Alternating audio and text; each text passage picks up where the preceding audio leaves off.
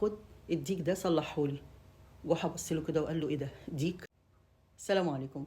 مش كل حاجه يا جماعه بتتصلح، في حاجات لما بتنكسر او بتبوظ ما بتتصلحش. زي قصتنا النهارده جحا برضو ادانا درس بعد السنين دي كلها، في عبره قويه جدا. جحا زمان كان بيقول ان انا بصلح ساعات، ففتح كده محل كده او مكان في بيته وقال يا جماعه كل اللي عنده ساعه بايظه يجي يصلحها عندي، انا بصلح ساعات. فجاله واحد وقال له يا جحا انت بتصلح ساعات؟ قال له اه. قال له مش الساعه دي اللي بتقول لنا الاوقات والحاجات والفروض بتاعت ربنا والوقت دوت امتى وكده؟ قال له اه. قال له طب الله يكرمك خد الديك ده صلحهولي. جحا بص له كده وقال له ايه ده ديك؟ اصلح لك ديك ازاي؟ الديك ده ما بيتصلحش، هو انت مش بتفهم ولا مش فاهم انا بعمل ايه؟ قال له فاهم، مش انت بتصلح اي حاجه بتديني ميعاد؟ قال له اه. قال له طب الديك ده كان ساعه اذان الفجر بيصيح وكان بيصحيني، دلوقتي بقى ما بيصحش او بيصيح في اوقات مختلفه. جحا استغرب قوي كده وقال له طب يعني اعمل ايه في الديك؟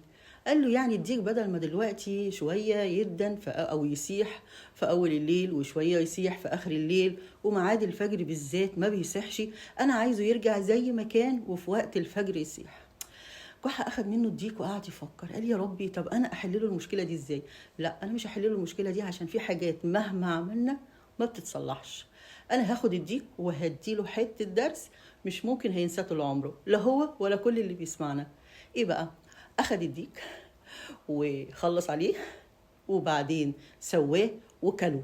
كل الديك هو واهل بيته وساب العظم حطه في حله. الراجل تاني يوم ما جه قال له يا جحا عملت ايه؟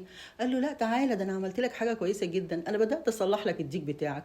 انا خلاص فكيت العظم بتاعه، وبص في الحله هتلاقي العظم، فكيت العظم بتاعه وهبدا اركبها من جديد عشان اصلح لك الديك. صدقوا الراجل صدق وفرح قوي وقال له جحا مش انا قلت لك انت هتعرف تصلحه؟ انا هجي لك بقى كل شويه كده اشوفك عملت ايه.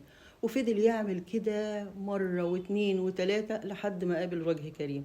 بس يعني هو صدق ليه؟ صدق علشان هو عايز يصدق، ولا صدق علشان هو فاكر ان اللي انكسر ممكن يتصلح، ولا صدق عشان هو طيب زياده عن اللزوم؟ احنا كمان يا جماعه مش المفروض نبقى طيبين زياده عن اللزوم قوي كده؟ يعني اللي بينكسر مش كله بيتصلح، في حاجات كده مهما كانت بسيطة وقليلة لكن لما بتنكسر بنزعل قوي عشانها، نيجي نصلحها ما بنعرفش. يعني جحا جاي يقول لنا خلي بالكم مش كل حاجة بتنكسر بتتصلح. لما تيجوا تتعاملوا مع حد وتخذلوه في حاجة أو تكسروا بخاطره أو تكلموه بعنف وفاكرين إن بعد كده لما تقولوا معلش حقك عليا أو بمجرد مثلا هدية بسيطة أو مقابلة معايدة أي حاجة من دي هيتصلح اللي جواه من ناحيتكم، اللي انكسر مش هيتصلح وهيفضل كسر على كسر على كسر، والحاجات دي ما بتتصلحش مهما حصل. جحا بعد السنين دي كلها زي كل مرة اقول لكم ادانا درس قوي جدا، خلي بالكم من الغير وخلي بالكم من الحاجات اللي لما بتتكسر ما بتتصلحش.